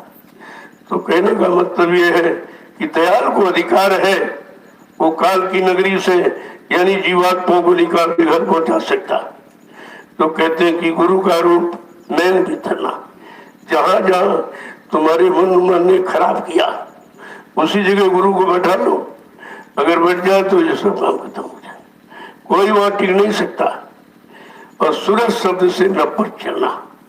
जब गुरु बैठ जाएगा तो इधर नहीं आने देगा, उधर की तरफ कला जीवात्मा को शब्द से जोड़ेगा और जोड़ करके उसे घर पहुंचाएगा।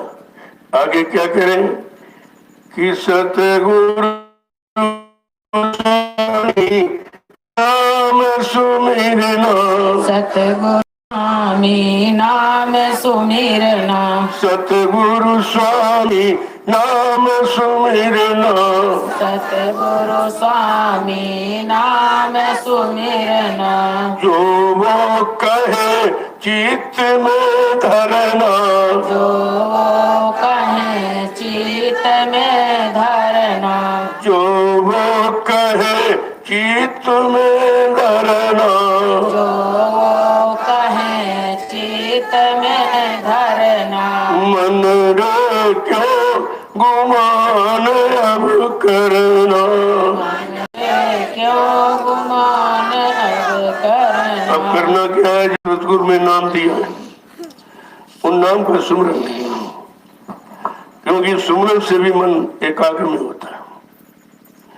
जब सुमरन करोगे तो कहते नाम लेना रूप को याद करना, मन को कहीं न कहीं लगाना है और इधर से हटाना है, उधर लगाना। लगा तो पहले से, लगना वो जानता है, लेकिन घुमाना और घुमा फिर लगाना ये तुम्हारा काम।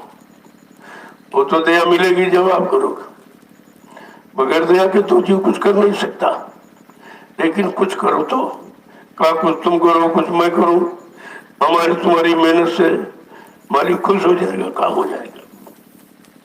कहते सतगुरु नाम सुमिरना, जो सतगुरु ने आपको नाम दिया, कहा उनका स्मरण करना और जो वो कहे वही चित्त। अब वही कहो करो जो वो कहे। जब उनका कहना मान लोगे तो ये शैतान मन अपने आप ढीला हो जाएगा, अपने आप एकदम नर्वस हो जाएगा। आगे क्या कह रहे हैं? कितनी बड़ी चीज समझा के कह रहे हैं। अगर ये बात समझ में आ जाए तो फिर बनने में देर नहीं लगती। बनना बन इससे नहीं पा रहा कि हम बनने की तरफ नहीं, मन तो बिगड़ने की तरफ निरंतर उसी समय भागा जा रहा, इधर आने की कोशिश नहीं करता है। समझा के तभी तो कहा है गुरु का ध्यान कर प्यारे। अगर गुरु का ध्यान हो जाए तो फिर ये जितना ध्यान आपने अभी तक किया, जिनको जिनको बसाया सब छूट जाएगा। वहां कोई टिक नहीं सकता। क्यों? काम क्रोध लोभ मोह छोड़ भागे मैदान, ये वहां टिक नहीं सकते और इसी में आप सब फंसे पड़े हो। आज देखो कितने बखेड़े काल ने आपके पीछे लगा रखे, तुम कैसे निकलोगे? पहली बात तो कर्मों के जाल में फंसा दिया और पहरेदार इतने सशक्त कर दिए कि काम करो लोभ मोह अहंकार, ये पहरेदार और एक से तुम नहीं जीत सकते, न काम से जीत सकते हो, ये सब ये अपनी जीत खुद ही की है। इन्होंने तुमको कितनी बार परास्त किया है और रोज परास्त करते हैं, रोज गिराते हैं, तो वो तो जान गए कि हमारा कुछ नहीं कर सकता। इसको तुमने कमजोर कर दिया, अब ये कुछ नहीं कर सकता। लेकिन कहे कि गुरु का रूप नयन में बसना। जब गुरु धारण कर लोगे, गुरु करने का मतलब क्या है? गुरु धारण करना। कब कोई चीज जब धारण की जाती है तो वो अंदर में प्रवेश होती है, अंदर में प्रवेश होती है तो अंदर की गंदगी निकालती है, तो धीरे धीरे समझ में आने लगता है। एक दिन में तो कोई नहीं सुधरा, अरे कई कदम लगे लोगों को, क्योंकि जितना लेट करोगे, देर करोगे बच्चों को सुनने में, बच्चों को समझने में, अपने अंदर उतारने में, उतनी ही देर इधर से उधर जाने में होती है। तो देर तो हमारे आप की तरफ से, उधर कोई देर नहीं। कहा मैंने सब मसाला तैयार कर दिया, जितने तुमको उसके काबिल दे दूंगा तुम्हें दे दूंगा। लेकिन अब काबिल कैसे, काबिलियत का पता कैसे चलता?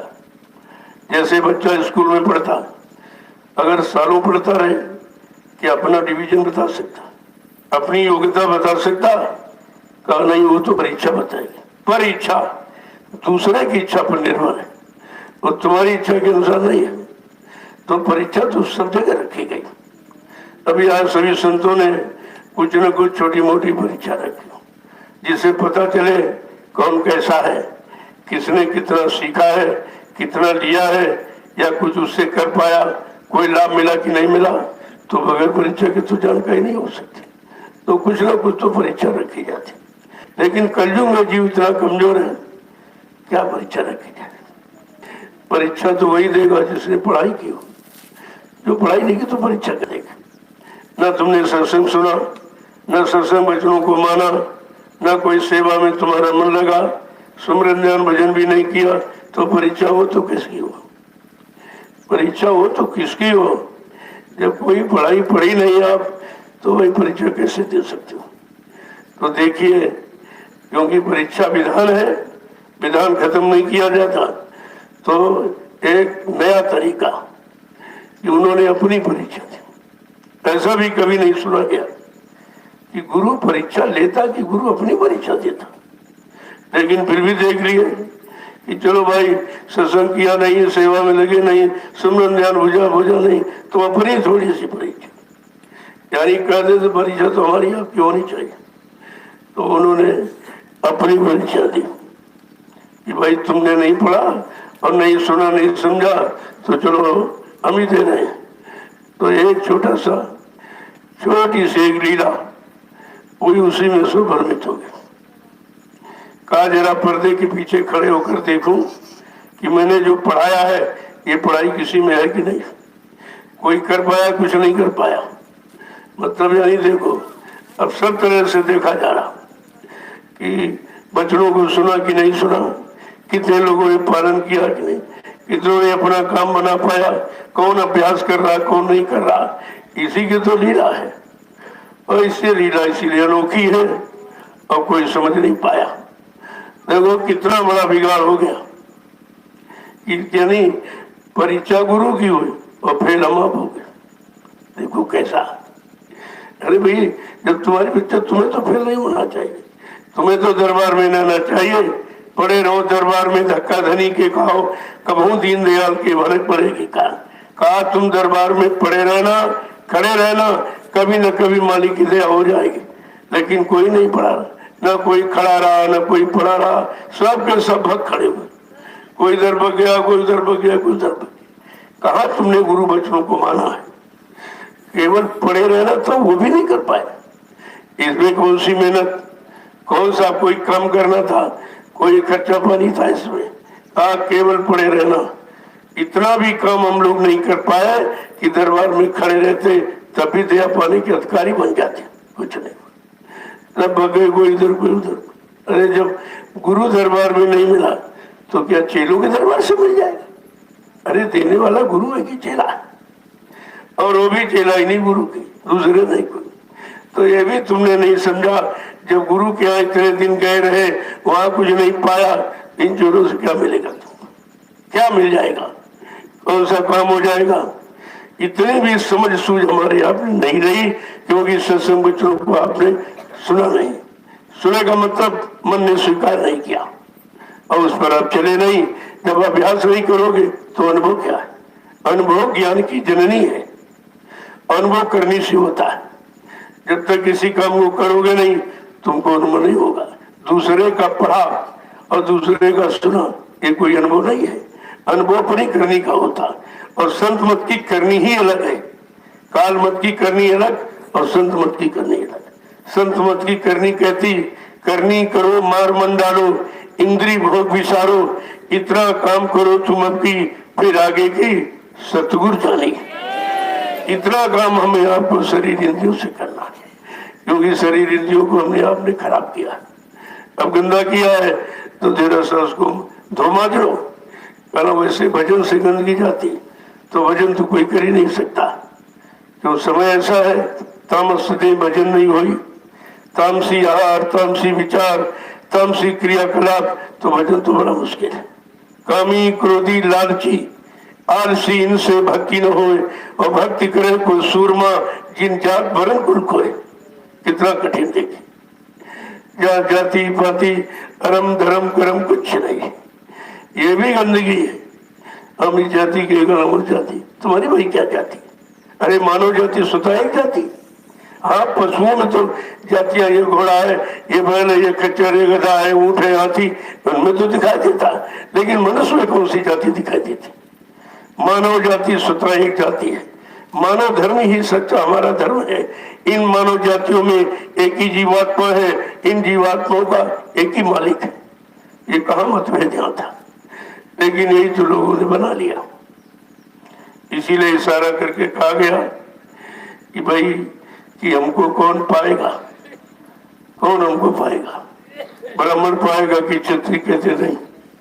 मंदिर बनाने वाला, मस्जिद बनाने वाला कहते नहीं। गंगा नहाने वाला, तीर्थ पे रमन जब्त करने वाला कहते नहीं। ये नहीं कोई पाएंगे। कौन पाएगा? निर्मल मन जन सो मोह पावे, मोह छल छिद्र कपट नहीं भावे। जिसका मन निर्मल पाक सा पवित्र होगा वो हमको पाएगा। न धन वाला, न बल वाला, न बुद्धि वाला, न रूप रंग वाला, कल हमको वो पाएगा जिसका मन निर्मल पाक सा पवित्र। आज मन तो सबके गंदे, सबका मन गंदा है, तो ये बेचारा जीव कैसे पाएगा? तो बहुत मुश्किल है इसको पाने की, लेकिन परिचय सब मिला। उधर रामचरितमानस में उत्तरकांड में सारे प्रश्नों का उत्तर दे दिया। यह है संतों की महिमा। वो त्रिकालदर्शी होते, बहुत भविष्य वर्तमान को सब जानते। देखो कितने पहले उत्तर दे रहे हैं। कहते कि वो ये बताओ किसके हृदय में भगवान का वास होगा? क्या ब्राह्मण के हृदय में क्षत्रिय में से? तो कहते नहीं भाई, ये नहीं कुछ, ये नहीं है। कहा किसका, किसके हृदय में भगवान का वास होगा? जाति पाति धन धर्म बढ़ाई, कुल परिवार सुख समुदायी, इन्हें त्यागी भजे मन लाई, और ताकि हृदय बसे प्रभु आई। देखिए ये गंदगी है। जब बच्चा पैदा होता कोई जात लेके आया, कि धर्म लेके पैदा हुआ, कोई सामान लेके पैदा हुआ, अकेला और नंगा, कोई जाति नहीं, कोई सामान नहीं। तो यह स्थिति तो भूल गए सब कि हमारे आने की स्थिति है, वही जाने की होगी। ये बीच में हम बखेड़ों में फंस गए हैं। भूल ब्रह्म ज्ञान था, बस सत्संग नहीं मिला, दया नहीं हुई, तो हम भूल गए इसमें।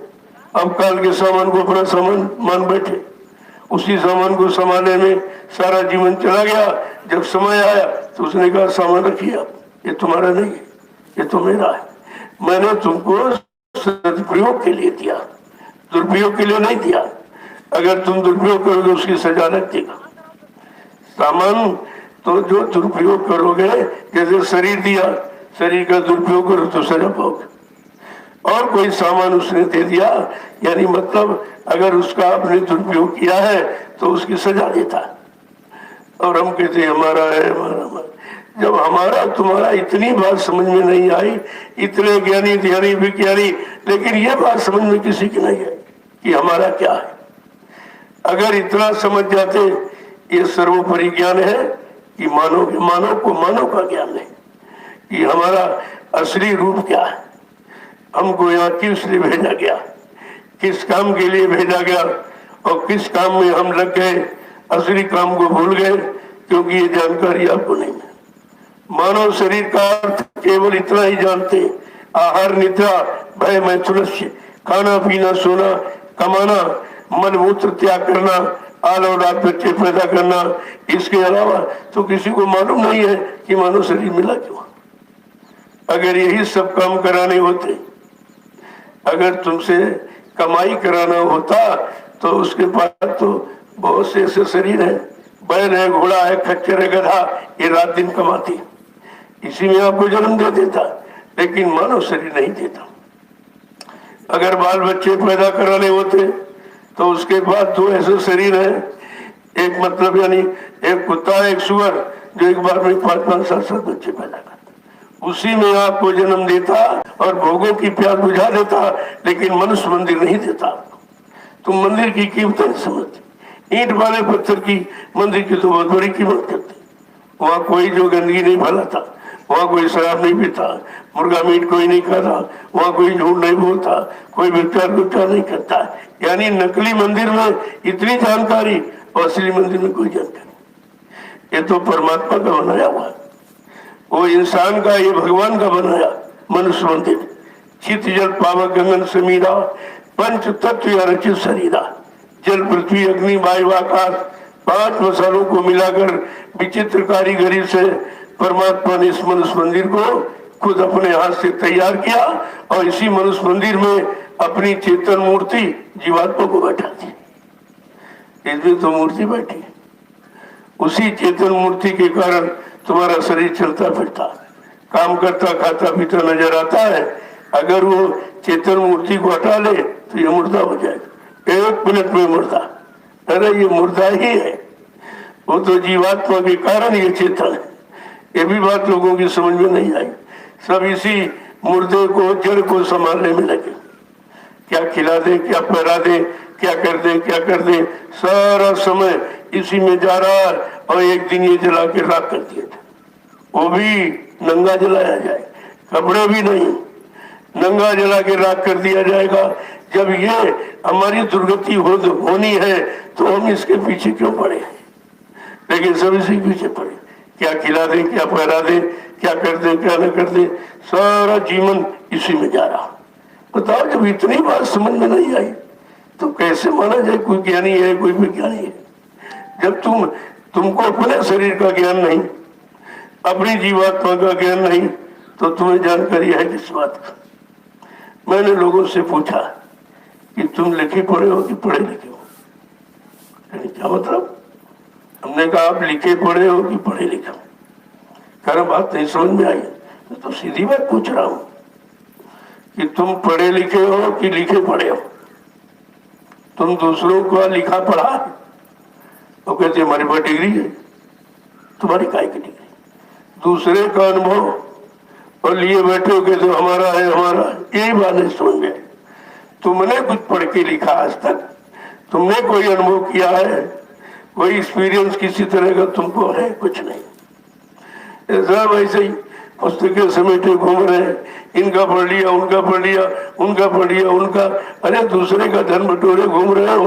दूसरे का धन बटोरने वाले को तो अपने अचोर कहते, डकैत कहते उसको तो ये उपाधि दी जा रही। ये अक्षर ज्ञान है और संतों का शब्द ज्ञान है।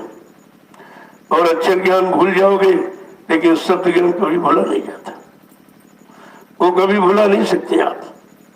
और शब्द ज्ञान से जीवात्मा जगेगी, अक्षर ज्ञान से नहीं। तुम सब रट डालो, 4 वेद 6 7 18 पुराण रट डालो, क्या जीवात्मा जगेगी? इससे जीवात्मा जगेगी? कितना सामान इकट्ठा कर लो, कितना जमीन जायदाद, यानी मतलब कितने बच्चे पैदा कर लो, क्या इससे जीवात्मा जगेगी? वो तो काम किसी को मालूम नहीं कि जीवात्मा कैसे जगती है, किससे, किसके द्वारा जगती है, इसके जगाने का आधार क्या है, और कौन जगाता है और कौन इसे पहुंचाता है। इसी को कहते हैं सत्संग। जब सत्य का संग करोगे तो ये झूठ और चल कपट अपने आप खत्म हो जाएगा। इधर का सब झूठ है, केवल सत्संग सुनने से जाएगा। सत्संग वचनों के पालन करने से झूठ और सत्य की सब जानकारी होगी, असली और नकली की जानकारी होगी, भले और बुरे की जानकारी होगी। लेकिन जब सत्संग नहीं मिलेगा तो जानकारी करोगे तो क्या करोगे? इतनी बड़ी संगत तैयार किया। अरे भाई, किसने सत्संग सुना? किसने वचनों को पकड़ा और वचनों पर चलकर कौन इधर से बच पाया, उधर लग पाया? कोई तो निकला नहीं। तो कैसे माना जाए कि जीव भी सत्संग सुन रहा है? सुनाया जा रहा, लेकिन सुन कौन रहा? सुनाया इसलिए जा रहा कि वो अपने कर्तव्य का पालन करते हैं। कोई ये न कैसे हमको बताया नहीं, हमको सुनाया समझाया नहीं, तो वो तो फर्ज अदायगी करते। लेकिन तुम्हारा फर्ज क्या है? कि बुलाने का, कि याद करने का, कि उस पर चलने का, चलकर लाभ प्राप्त करने का। तो अगर कर्तव्य समझ ले तो फिर कितनी देर है काम होने में? अभी तक अपने कर्तव्य को नहीं जान पाया कि हमें करना क्या करना चाहिए। आखिरकार सत्संग में आए हो तो किस लिए आए हो? भाई यहाँ अगर आए हो तो यहाँ का कोई अगर लाभ न मिला तो आने का मतलब क्या होगा? कहीं जाते हो, बाजार हाट मेले, तो कुछ न कुछ पाने के लिए, लेने के लिए जाते हो। लेकिन यहाँ आए हो तो किस लिए आए हो? भाई सत्संग सुन लो, कुछ सेवा में लग जाओ, थोड़ा बहुत कर्म कर जाओ, उतर जाए। क्योंकि शरीर से जो किया है, काया से जो कारज हुई, बिन भोगे बचे नहीं कोई। शरीर इंद्रियों से जो भी अच्छा बुरा पाप पुण्य हो गया, उसका फल भोग क्या करना पड़ेगा। और जब तक ये नहीं करोगे तब तक उधर जा नहीं सकते। यही कर्म ही तो रोके पड़े हैं। और इतना गहन कर्मों का जाल बना दिया कि बगैर किसी की दया कृपा मेहरबानी के उससे निकलना भी बड़ा मुश्किल है। जब सब तरफ से आपको सहयोग मिल रहा, फिर तो आपको सहयोग का यानी ले लेना चाहिए। लेकिन किसने दिया था? जब सहयोगी को भूल गए, जो सहयोग देने आया, जो इधर से हटाने उधर लगाने पहुंचाने आया, जब उसी को लोग भूल गए तो बेचारे कहां से क्या पाएंगे। तो जानकारी का नाम है सत्संग। जब तक नहीं होगी तब तक इधर भी नहीं कुछ मिलेगा और उधर तो कुछ होगा भी नहीं। ये दोनों तरफ की जानकारी सत्संग देता है, लौकिक पारलौकिक, भौतिक आध्यात्मिक, जिस्मानी नूरानी, अंतर्मुखी बहिर्मुखी, ये दोनों तरफ की जानकारी सत्संग देता है। और दोनों तरफ की जानकारी मिल जाए बस आपका काम हो गया। तो जानकारी तो दी गई, लेकिन तुमने जानकारी कहाँ ली, कहाँ जानकारी को अपने जीवन में आपने उतारा? तो नहीं उतारा तो लाभ भी तो नहीं मिलेगा। ऐसे लाभ मिलने वाला नहीं है। ये है संत मत। ये तो करनी पर विश्वास करता है, ये कथनी पर बकनी पर बिल्कुल विश्वास नहीं करता। करनी पर विश्वास करता है तो करनी करो। सबका इसमें पढ़ाई लिखाई की भी कोई बात नहीं, इसमें अड़ाई पढ़ाई की कोई बात नहीं। परमात्मा पाने में क्या पढ़ाई चाहिए, कि भाषा चाहिए, कि रुपया पैसा चाहिए, जमीन दुकान मकान चाहिए, या कोई जात पात चाहिए? कुछ भी नहीं चाहिए। परमात्मा पाना बड़ा सरल। दुनिया में अगर सरल है तो परमात्मा की प्राप्ति। लेकिन जानकार मिल जाए और जानकारों से जानकारी ले ले और हम भी जानकार बन जाए, तब ये सरल हो जाएगा। तब ये सरल हो जाएगा, ऐसे नहीं। क्योंकि परमात्मा हमें आपको आदिकाल से मिला हुआ। ये आत्मा क्या है? परमात्मा का अंश है। तो अंश रूप में तो परमात्मा मिला हुआ है, लेकिन ये अंश अपनी अंशी को कैसे प्राप्त करेगा? जैसे आप गंगा जी में गए, गंगा की एक बूंद ले आए हथेली में रख, कह रहे ये गंगा की बूंद है। तो लोग कहे अगर गंगा की बूंद गंगा में चली जाए, कहती है जा नहीं सकती। क्योंकि अलग हो गई, अलग हो गई, रूप सूक्ष्म हो गया। सूक्ष्म रूप होने के कारण, अलग होने के कारण जा नहीं सकती है। अगर कोई गंगा का जानकार उसके हाथ में बूंद दे दीजिए और जब वो गंगा में डाल दिया तो वो बूंद गंगा ही हो जाएगी। फिर वो डाली बूंद आप निकाल नहीं सकते हो। तब पता चला अरे नहीं ये गंगा ही थी, इसको अलग किया गया, इसलिए हम बूंद कह रहे हैं। जब वो बूंद गंगा में डाल दी तो गंगा ही हो गई। ठीक इसी तरह जब जो जीवात्मा शरीरों में है तब तो अलग जीवात्मा जीवात्मा का, और किसी संत महात्मा के हवाले कर दो और वो जाकर के मालिक से मिला देंगे तो ये आत्मा भी परमात्मा ही हो जाएगी, वो उसी में मिल जाएगी। देखो कितना बड़ा काम करने के लिए आए, हमने आपने ऐसे समर्थ मालिक को पहचान नहीं पाया। जो हमारे लिए आए, हमारी जीवात्मा के कल्याण के लिए आए, हमको सुधारने के लिए आए, घर पहुंचाने के लिए आए, हम उन्हीं को नहीं पहचान पाया। तो फिर पहचानोगे किसको? और किसी को पहचान के तो ये काम होने वाली, और किसी साथ लगने से तो ये काम होगा नहीं। इसी को जब इस तरह की जानकारी आप में हो जाएगी तो सब काम सरल हो जाएगा। इसीलिए रोज जानकारी दोनों वक्त सत्संग होता है, सुबह 6:30 बजे, शाम को 6:30। जो हिंदुस्तान में कहीं नहीं हो रहा, ये कहीं नहीं चर्चा हो रही, सब बंद है तो। क्योंकि जो जो कहा वो सब झूठा निकला, जो जो कहा सब झूठा। चाहे मतलब नेताओं ने कहा वो भी झूठा, महात्माओं ने कहा वो भी झूठा, क्योंकि सब पिछली कहानियां सुनाते रहे। त्रेता में ये हुआ, सतयुग में हुआ, मतलब उसमें ये हुआ। अरे भाई कलयुग में क्या होगा? हम सब कलयुग में बैठे हैं, हमको अपने समय की चीज चाहिए। अगर पिछले कोई आए चले गए तो उतना हो। अरे आपके पिता चला गया, अब उनकी फोटो रखो तो पिताजी आ जाएंगे, ये फोटो कोई काम कर देगी? वो केवल यादगार होती है। यादगार भी आपको काम कर सकती है। भाई ये किस लिए आए और कैसे कैसे काम किए, किसके आदेश से काम किया, ये सब जानकारी आपको मिल जाएगी। लेकिन ये भी कुछ नहीं किया, किसी कुछ नहीं किया। सब तो भ्रमित हुए, एक नहीं सब। अब एक तो तुम जानते नहीं हो, कोई सच्ची आया बात कहे तो मानते नहीं, ये दो बीमारी हो लगी। एक तो सच्चाई बारे में जानते नहीं कि सत्य क्या है, अगर कोई सच्ची अच्छी बात बताए तो मानते नहीं।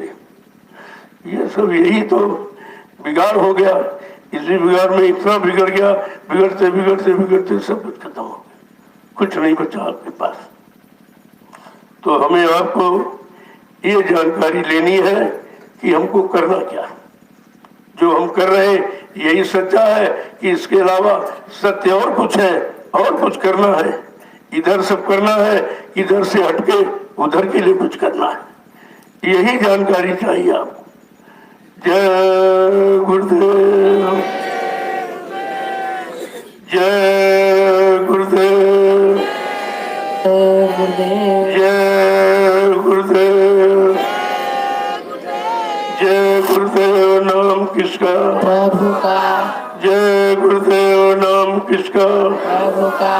जय गुरुदेव। नाम किसका? प्रभु का। प्रभु का प्यारा नाम। जय गुरुदेव। खड़े हो जाइए आप।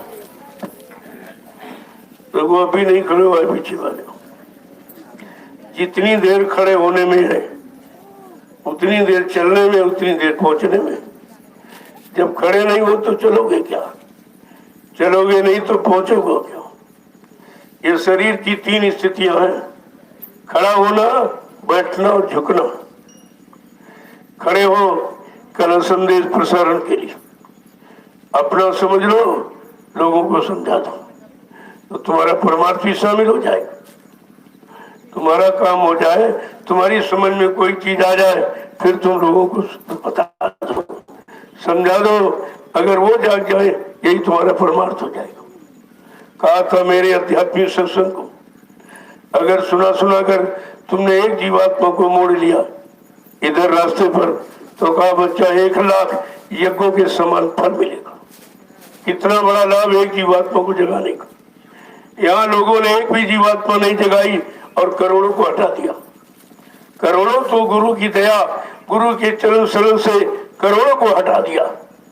इससे बड़ा गुनाह पाप और क्या हो सकता?